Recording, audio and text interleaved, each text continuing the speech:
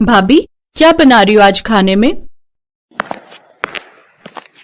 काजल बहू, ये ले, मैं ये कुछ सब्जी बाजार से ले आई हूँ। ऐसा कर, सीताफल बना ले। छी माँ, सीताफल! हर दूसरे दिन सीताफल उठाकर बना देती हो। अरे कभी तो कुछ अच्छा बनाकर खिला दिया करो ना। तू अच्छे से जानती है ना बेटी, राजीव की नौकरी बड़ी मुश्किल से लगी है। ऊपर से तू है जो बस तरह तरह की फरमाइशें करती रहती है। रहने दो, फिर मुझे आज खाना ही नहीं खाना। गुस्से में शिखा वहां से चली जाती है। माँ जी, जब से उनकी दूसरी जगह नौकरी लगी है तब से आमदनी कम हो गई है, इसीलिए अब पहले से ज्यादा खर्च नहीं कर पाते हैं। तू चिंता मत कर बहू, ये सब तो चलता ही रहता है। जब उसे भूख लगेगी तो अपने आप खा लेगी। काजल सबके लिए सीताफल की सब्जी और रोटी बनाकर तैयार कर लेती है।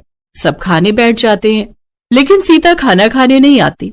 तब काजल उसके पास जाती है। शिखा, यूं खाने से नाराज नहीं होते। चलो आज सीताफल की सब्जी खा लो, मैं कल तुम्हारे भैया से कहकर तुम्हारे पसंद की सब्जी बाहर से मंगवा दूंगी। अपनी भाभी की बात सुनकर शिखा खुश हो जाती है और वो भी खाने के लिए बैठ जाती है। माँ जी, शुरू कीजिए ना, आपने अभी तक खाना नहीं खाया। खा लूंगी, बस जैसे ही राजीव आ जाएगा मैं भी खा लूंगी। ठीक है माँ जी। वो सब बातें कर ही रहे थे कि तभी राजीव उदास चेहरा लिए घर आ जाता है। क्या बात है राजीव बेटा, तुम बड़े उदास नजर आ रहे हो, आखिर बात क्या है? बताने लायक हो तो बताओ ना माँ। अब मेरी नौकरी छूट गई है। जिस कंपनी में मैं काम करता था वो बंद हो गई। हाँ, ये तू क्या कह रहा है बेटा? अब हमारा घर कैसे चलेगा? इस घर का कर्ता धर्ता तो तू ही है। आप चिंता मत करिए, मैं कोई ना कोई नौकरी ढूंढ ही लूंगा। ये बुरी खबर सुनकर उस रोज कोई ठीक से खाना ही नहीं खाता। अगली सुबह वो सब घर पर ही बैठे थे कि तभी कुछ कमेटी वाले उनके घर पर आ जाते हैं। माताजी, आपने अपने बेटे की शादी के लिए जो कर्जा लिया था ना, वो हमें नहीं लगता कि आपका बेटा अब भर पाएगा। सुना है उसकी नौकरी चली गई है, इसलिए अब हम इस मकान को बेचकर ही अपना कर्जा पूरा करेंगे। ऐसा मत कीजिए, हमारे पास इस घर के अलावा और कुछ नहीं है। देखिए, इसमें हम कुछ नहीं कर सकते, ये हमारी कंपनी का रूल है। अब हमें आपके घर की नीलामी करनी ही होगी। कुछ ही दिनों में उनके घर की नीलामी हो जाती है, जिसके बाद वो अपना थोड़ा बहुत सामान लेकर एक किराए के घर में रहने चले जाते हैं। अब राजीव लगातार नौकरी की तलाश में लगा रहता, लेकिन उसे नौकरी नहीं मिलती। जो थोड़ी बहुत जमा पूंजी थी वो भी अब खर्च होती जा रही थी। माँ, मैं सोच रही हूँ कि अगर भैया को कहीं नौकरी नहीं मिल रही तो तब तक मैं ही नौकरी ढूंढ लूं। ये तो कैसी बातें कर रही है शिखा, अभी तक तो तेरी पढ़ाई भी पूरी नहीं हुई और मुझे लगता है होगी भी नहीं। ग्रेजुएशन पूरी करने के लिए भी तो पैसे चाहिए ना, और जब घर में पैसे होंगे ही नहीं तो पढ़ाई कैसे करूंगी? इससे तो अच्छा यही होगा कि मैं बाहर नौकरी करके अपनी पढ़ाई का खर्चा उठाऊं और घर खर्च में आपकी मदद भी करूं। फिर परिवार वालों की रजामंदी से शिखा काम ढूंढने निकल जाती है, लेकिन सारा दिन यहाँ वहाँ काम ढूंढते ढूंढते उसकी हालत खराब हो जाती है। हे भगवान, सुबह से शाम हो गई काम ढूंढते ढूंढते, लेकिन कहीं भी काम नहीं मिल रहा है। काम की तलाश पर जाते हुए सारा दिन भूखे प्यासे रहते हुए शिखा को जोरों की भूख लगने लगती है। तभी उसकी नजर सामने एक रेस्टोरेंट पर जाती है, जहाँ लोग तरह तरह का स्वादिष्ट खाना खा रहे होते हैं। ये देख शिखा की आंखों में आंसू आ जाते हैं और वो चुपचाप घर की ओर चल पड़ती है। कुछ देर बाद जब वो घर पहुंचती है, जहां उसके भैया की लड़ाई उसके मकान मालिक से हो रही होती है। सेठ जी, आप समझ क्यों नहीं रहे हैं? अभी हमारे पास पैसे नहीं हैं, जब आएंगे तब हम दे देंगे। अगर तुम जैसे गरीबों से किराया तक नहीं दिया जाता तो फिर किराए पर रहते क्यों हैं? अगर मुझे मेरा किराया अगले हफ्ते तक नहीं मिला ना तो फिर सोच लेना, इस घर से धक्के मार कर निकाल दूंगा तुम्हें। सेठ राजीव और उसके परिवार की खूब बेइज्जती करता है और फिर वहाँ से चला जाता है। ये देख शिखा की आंखें भर आती हैं। तभी उसकी भाभी उसके पास आती है। अरे शिखा, आ गई तुम नौकरी की तलाश में गई थी ना, क्या हुआ? कहीं नौकरी मिली क्या? नहीं भाभी, कहीं नौकरी नहीं मिली। अच्छा कोई बात नहीं, तुम्हें भूख लगी होगी ना, तुम बैठो, मैं तुम्हारे लिए रोटी ले आती हूँ। काजल चटनी के साथ 2 रोटी ले आती है, जो कि काजल के हिस्से की बची थी। घर में गरीबी इस कदर आ गई थी कि अब उनके खाने का गुजारा निकल पाना भी मुश्किल हो गया।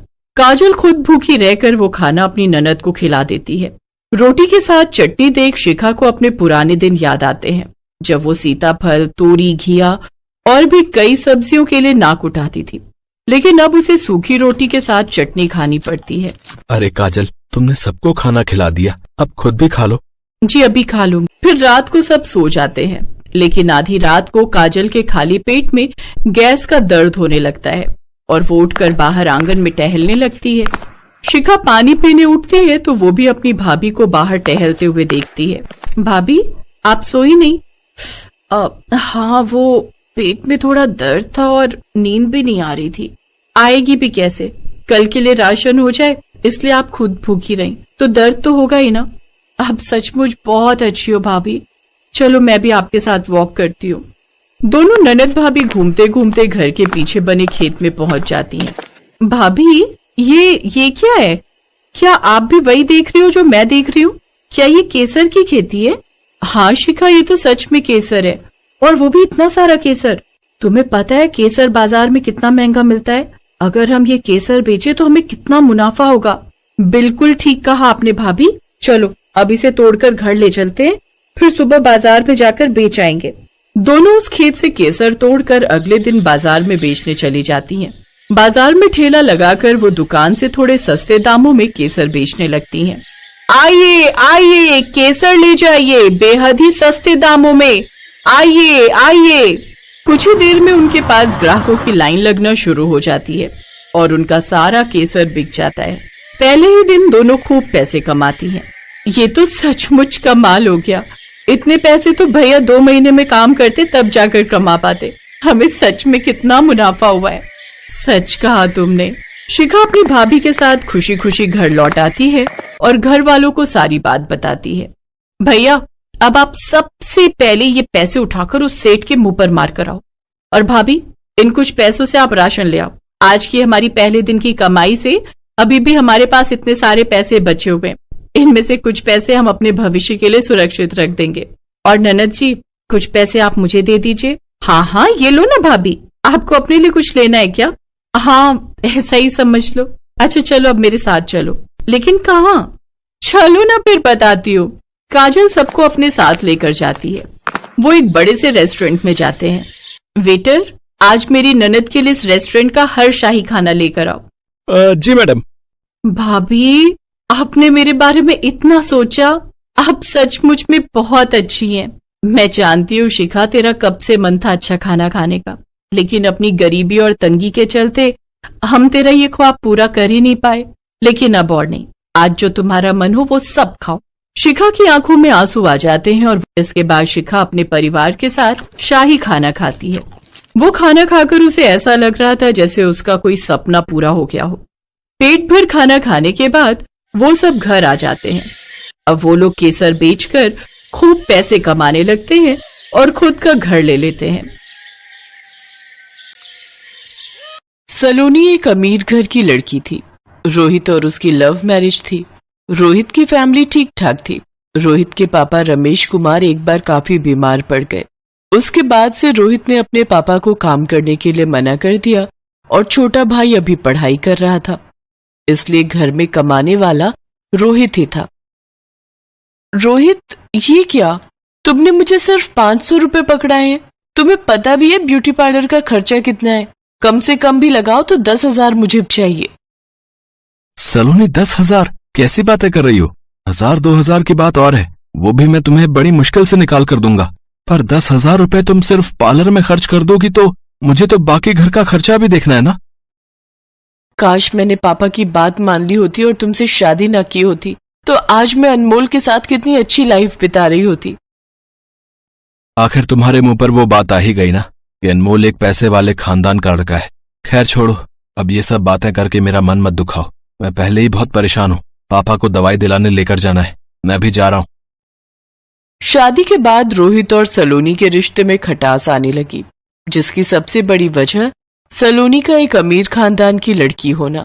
सलोनी की फरमाइशें बहुत बढ़ती ही जा रही थी, जिन्हें पूरा करना रोहित के हाथ में नहीं था। पर रोहित अपनी तरफ से पूरी कोशिश करता था कि वो किसी भी तरह सलोनी को खुश रख सके। माँ, सलोनी कहाँ है? बेटा, सलोनी तो बाजार गई हुई है, काफी देर हो गई, एक बार फोन करके देख। हाँ मैं करता हूँ। वैसे मैं सोच रहा था अगले हफ्ते सलोनी का जन्मदिन आ रहा है, तो क्यों ना हम घर पर एक छोटी सी पार्टी रखें। सलोनी को अच्छा लगेगा। वर्षा दीदी और जीजू को भी बुला लेंगे। हाँ, ये तो बहुत अच्छी बात है बेटा। सलोनी का इस घर में पहला जन्मदिन है। अगर हम उसका जन्मदिन करेंगे तो उसे अच्छा लगेगा। रोहित बेटा, एक काम कर, मेरे जो मित्र हैं उनका केटरिंग का काम है, वो घर में पार्टी की अच्छी व्यवस्था कर देंगे। मैं उन्हें फोन मिला देता हूँ। तभी सलोनी आ जाती है। एक सेकंड पापा जी, बर्थडे मेरा है तो पार्टी की प्लेस और पार्टी की सारी अरेंजमेंट्स भी मैं ही डिसाइड करूंगी। ये आप जो कैटरिंग और घर में पार्टी का बोल रहे हैं, ये मेरे स्टेटस में नहीं है। मुझे अपने तरीके से अपना जन्मदिन मनाने की आदत है और मैं पहले ही 7 स्टार होटल में बुकिंग करके आ चुकी हूँ। और हाँ, टेंशन लेने की कोई जरूरत नहीं है। सारा अरेंजमेंट मेरे पापा देख रहे हैं। उन्होंने मुझे अपना क्रेडिट कार्ड दे दिया था, मैं उससे बिलिंग करके घर आ रही हूँ। बस आप सब तैयार रहना, मेरे बर्थडे की शाम 7 स्टार होटल में पार्टी है, तो आप सभी थोड़ा अच्छे से बनकर चलिएगा, मेरी इंसल्ट ना हो बस। सलोनी, ये क्या तरीका है? रोहित गुस्से में आने ही वाला था कि तभी उसकी माँ उसे रोक देती है। रोहित बेटा, आराम से, कोई बात नहीं। सलोनी का पहला जन्मदिन है, उसे अपने हिसाब से करने दे। हमारा बीच में बोलना ठीक नहीं। अगर वो चाहती है कि हम उसके जन्मदिन पर उसके साथ होटल जाएं, तो हम सब जरूर जाएंगे। आखिर वो इस घर की बहू है। रोहित बेटा, तुम्हारी माँ ठीक कह रही है। और फिर जन्मदिन मनाने से सलोनी की खुशी देखनी है कि वो किसमें खुश है। अब कहीं भी मनाओ, चाहे घर में या बाहर। माँ, मैं अभी आता हूँ। रोहित कमरे में जाता है और सलोनी पर गुस्सा होने लगता है। सलोनी, मैं कोशिश कर तो रहा हूँ कि तुम्हें हर तरह से खुश रखूं, पर तुम हो कि बीच में अपने घर वालों को ले आती हो। तुम्हें क्या जरूरत थी 7 स्टार होटल में इतनी बड़ी पार्टी रखने की? तुम मुझे कहती तो मैं तुम्हारे लिए किसी अच्छे रेस्टोरेंट में बुकिंग कर देता, पर तुम हमेशा अपनी अमीरी का रौब दिखाती हो। सलोनी, ये सब ठीक नहीं है। अरे ठीक कैसे नहीं है? तुम जानते हो मेरे बर्थडे के लिए मेरे घर में सबको बहुत इंतजार रहता है। मेरी फ्रेंड्स, मेरे फैमिली मेंबर सब मेरा बर्थडे बहुत धूमधाम से मनाते हैं। एक तो मैंने तुम्हारे घर वालों की इज्जत बचाई है। सब मेरे से बर्थडे पार्टी के लिए कह रहे थे। अब मैं यहाँ छोटे से घर में तो किसी को बुला नहीं सकती थी, और तुम्हारे पापा की बात सुनकर तो मुझे वैसे ही हंसी आ रही है। पता नहीं कौन सी कैटरिंग की बात कर रहे हैं। बस अब मेरा मुंह मत खुलवाओ। और तुम लोगों को मैंने बोल दिया है, मेरे बर्थडे वाले दिन शाम को अच्छे से रेडी हो जाना। इसके बाद मुझे इस बारे में कोई बात नहीं करनी। सलोनी के व्यवहार से रोहित और उसके माता पिता थोड़े दुखी थे, पर सलोनी अब उनके घर की बहू थी, इसलिए उन्होंने ज्यादा कुछ नहीं कहा। सलोनी अपनी ननद वर्षा और उसके पति को भी बर्थडे के लिए इनवाइट करती है। सब लोग खाने की टेबल पर बैठे हुए थे। रोहित, ये क्या? माँ जी ने शॉल ओढ़ रखी है। वो तो ऐसे कपड़े पहनकर आई है जैसे दिसंबर की ठंड हो।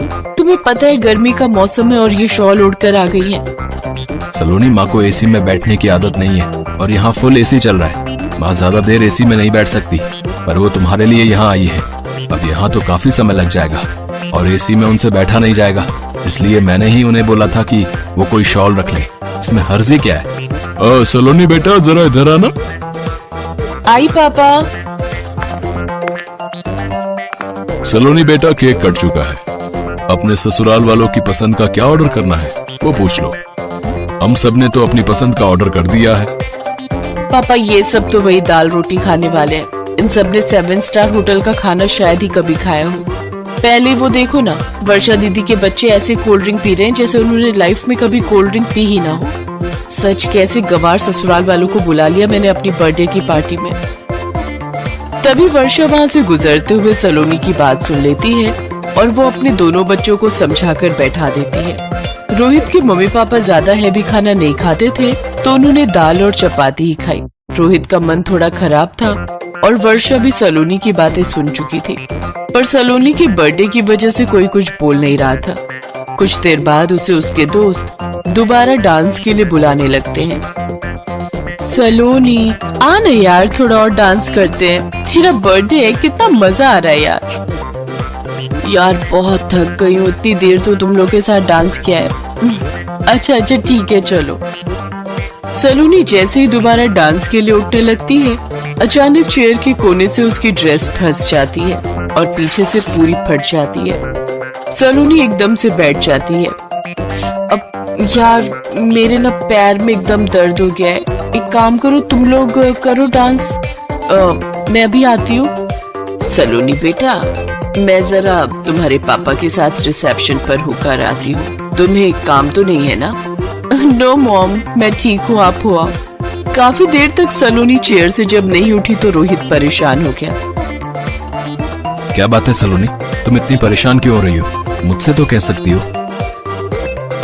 रोहित, मेरी ड्रेस पीछे से फट गई है और वो इतनी ज्यादा फटी है कि मैं उठ भी नहीं सकती। अब सबसे मैं क्या कहूँ कि मैं क्यों नहीं खड़ी हो सकती? बहुत देर से सब मुझे बुला रहे हैं, मुझे कुछ समझ नहीं आ रहा मैं क्या करूँ। रोहित अपनी माँ और बहन से इस बारे में बात करता है। वो लोग सलोनी के पास जाती हैं। सलोनी बेटा, तुम चिंता मत करो, ये लो तुम मेरी शॉल ओढ़ लो, तुम आराम से खड़ी हो सकती हो। रुको, मेरे पास ये केशवी का रबर बैंड है, मैं इस शॉल को थोड़ा स्टाइल में तुम्हें पहना देती हूँ। आजकल रील में आता है ना अलग अलग तरीके से शॉल को पहनना, मैं उसी स्कार्फ के स्टाइल में तुम्हें पहना देती हूँ। वर्षा सलोनी को स्कार्फ की तरह शॉल पहना देती है। सब लोग सलोनी को इस नए लुक में देखकर उसकी बहुत तारीफ करते हैं। किसी को ये पता नहीं था कि सलोनी ने आखिर इस स्कार्फ की तरह शॉल क्यों पहना है। अरे वाह सलोनी, ये शॉल का स्टाइल तो बहुत ब्यूटीफुल लग रहा है। वो मुझे थोड़ी ठंड लग रही थी इसलिए माँ जी ने अपना शॉल मुझे दे दिया और वर्षा दीदी ने इसे स्टाइल में पहना दिया। बहुत केयरिंग है मेरे ससुराल वाले, मेरी बहुत केयर करते हैं। आई एम वेरी लकी कि मुझे इतनी अच्छी ससुराल मिली है। थैंक यू माँ जी, थैंक यू दीदी। सलोनी समझ चुकी थी कि वो घमंड में आकर अपने कितने अच्छे ससुराल वालों का मन दुखा रही थी। सलोनी अपने व्यवहार को बदलती है और उस दिन से वो अपने ससुराल वालों को बेहद प्यार और सम्मान देने लगती है।